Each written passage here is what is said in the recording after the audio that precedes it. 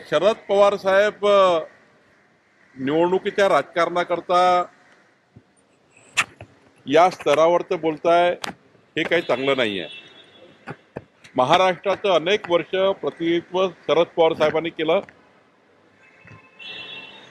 आणि त्यांच्या तोंडून दंगल घडवण्याची भाषा ही काही योग्य नाही आहे.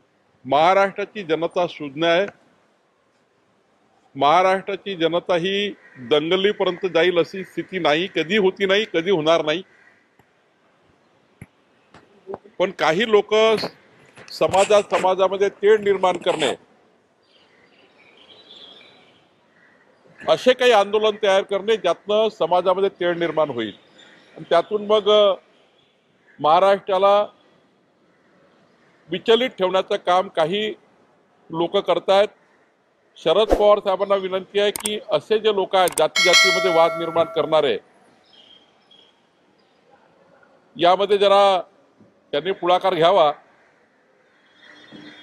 राहिला प्रश्न महाराष्ट्र जाळण्याचा, महाराष्ट्र पेटवण्याचा, तर गृहमंत्री देवेंद्र फडणवीसजी सक्षम आहेत. या महाराष्ट्रात तशी स्थिती कधीच येणार नाही. पण शरद पवार साहेबांनी दंगली घडवण्याच्या भाषा किंवा दंगली घडतील अशा भाषा की पुढच्या काळातले दंगली घडण्याचे भविष्य हे कुठल्या कारणावरनं केले आणि त्यांच्या मनात काय हे मला माहिती नाही. एकदा